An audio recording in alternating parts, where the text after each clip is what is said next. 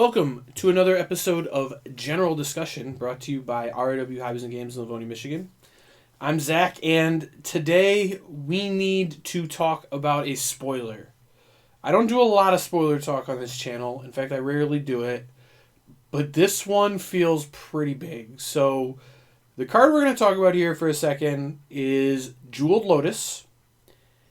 It is a 0 mana artifact that says you can tap it and sacrifice Jeweled Lotus to add 3 mana of any one color, but you can only spend this mana to cast your commander.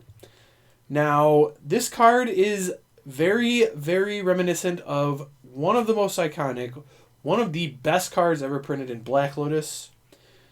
It is not Black Lotus. Black Lotus is a much better card than this card.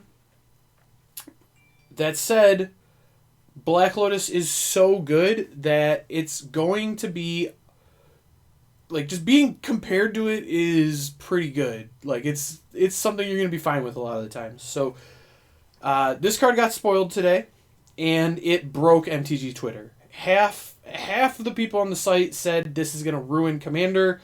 This is the fire philosophy, printing cards that already need banned all over again, all of that. The others said, this card looks good, but, how good is it really? So I figured I want to give a quick breakdown of it. Let people kind of understand where I'm at with it so they can kind of get a better idea of how good we think it is in the format. So, how good is this card? Well, when you're putting out some commanders, it's going to be absolutely ridiculous. I'm thinking about a card like maybe a Zuso Lost but Seeking. If that was your commander, having an early Jeweled Lotus is really, really broken. There are some other commanders, like a Joyra. I think the Dominaria one that draws a card every time you cast a historic spell. Like the Cheerios deck's also going to be really broken in a deck like that. In fact, anytime you're casting an engine commander, it's going to be very good. Now, is this immediately the best card in Commander? No, I don't think it is. I still think Soul Ring's better. I think Mana Crypt's even better than Soul Ring. I think those cards are both better than this. I also think Mana Vault and Grim Monolith are better than this card, although I don't think those ones are significantly better than this card. I think they're in kind of the same space as this one, although I do think those ones are better. But being on a list with those cards is pretty good because those cards are all really broken and banned in basically every format that's not Vintage or Commander. I guess you can play Grim Monolith in Legacy, but whatever. Point being, this card's very, very strong.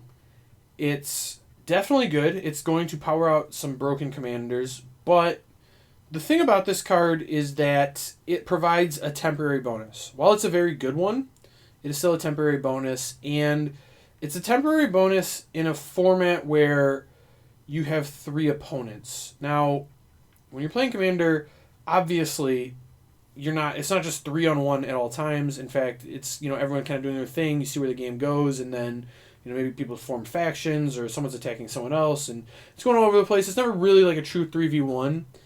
One of the problems with this card is that you will get 3v1s.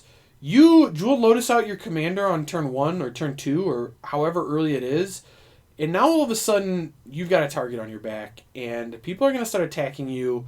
People are going to try and kill your commander. And the problem with this card in a game like Commander is it doesn't provide a lasting bonus. It is a temporary bonus. It is, okay, my commander's out. Great. Your commander's probably a creature. Sure, you might have some planeswalkers. There's a few you can use as commander now. In fact, the set has 2 more. But really, there's only like 7 or 8 creatures or something that can be your commander. 8 planeswalkers can be your commander, excuse me. And when your commander is just a creature and you Jeweled Lotus it out, it's pretty easy for someone to just Pongify it and put it back into into your command zone, or Swords to Plowshares it, or in the case of some creatures, maybe they have to wait a turn, but there's a lot of Deadly Rollick going around in Commander right now, so maybe they'll exile it. And given all of those scenarios, I don't think this card is broken. I think it's going to make buying Commander Legends worth it because this is going to be a valuable card, and a lot of Commander decks will want to have one. But I want to stress again that I don't think this is the end of the world. I don't think this card is super broken. I don't think Commander is now just a pay-to-win format, I guess, any more than it was before, because I think in some cases it sort of was that already, but it wasn't truly that. It wasn't like you could just pay money and just always do better, because certainly I have built budget decks that have crushed my friends, and I think that's totally doable. But is this card good? Is it worth picking up? Yes. You're going to want to play this in some decks. There are some commanders that this card is absolutely insane for. Like Urza's another good one. This card in the Urza deck is kind of scary. This card in an Emery deck is a little scary, although it's not as good with Emery, but it's still certainly good. And I think there's definitely a lot of reasons to run it. But honestly, it's really only broken in decks that have cheap commanders that come out in the first 2 turns of the game and provide a bonus when that happens. And again, I want to stress, it's like 4 to 5 mana commanders that are very, very strong when they come out early. And I can think of a few engine ones. Lord Windgrace is kind of scary with this card, honestly. I don't like a lot of the mana artifacts with Lord Windgrace, but I think this is one that goes really well with him. Cards like Urza, cards like Azusa, a few other ones. But that's really the only scenario where this card is good, because honestly, think about it. Outside of playing engine cards like that in the first 2 to 3 turns of a commander game, how good is this card? Well, let's say you've already played your commander once and then you draw this.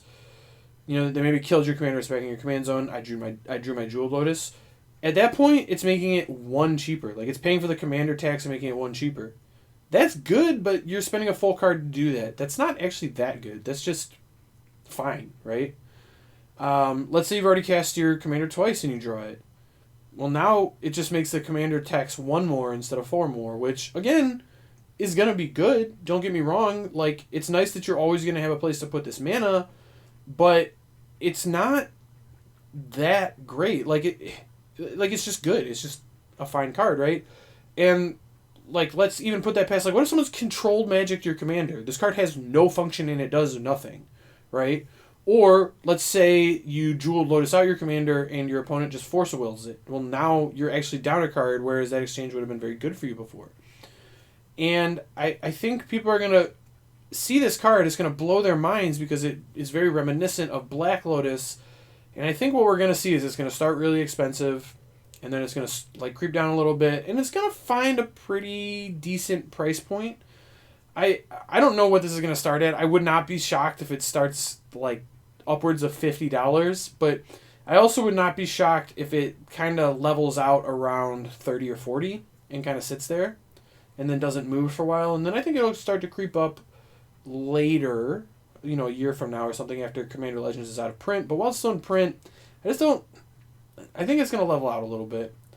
I think once people play with it a few times, they'll realize, yeah, this card is great when it's in your opening hand and you have a cheap commander, but when those things aren't the case, it's just fine. And, you know, I can name a lot of cards that I just think are going to be better overall. Like, I think Dockside Extortionist is a much better card than this. I think, you know, Mana Crypt, Mana Vault, all those are better cards than this. I actually think Force of Will and Fierce Guardianship are better than this in a lot of cases. And so while this card is good, it's going to be played in a lot of commander decks. The sky is not falling. This card is not ban-worthy in my opinion. I think it's just going to be a card you see in a lot of commander decks, and it's going to feel really dumb when someone has it on turn 1, but that isn't any different than how Soul Ring or Mana Crypt already feels, in my opinion, so it's just going to feel like they get another one of those, which, again, isn't always great, but I don't know. That's just how Commander is sometimes. Sometimes someone has a really fast start, and the other 3 players have to kind of knock them down a peg, and that's just the format. That's just how these things happen, and, you know, that's fine. That's what it is. All right, so I want to hear how you guys feel about this card. Is this card the end of the world? Let me know. Please leave a comment. Please, let me know how you feel about it, because I am actually curious to see what people think. And, yeah, with that, we'll talk to you next time. I'm joined by Kyle Balgamez. Welcome, Kyle. How are you? Raja Suleiman with Orzhov. Max McVitie. Congratulations, Brian to Mars. Zach Allen. I wouldn't be here without these guys, though. So And the champion of Pro Tour Cards Attack here, Ari Lax.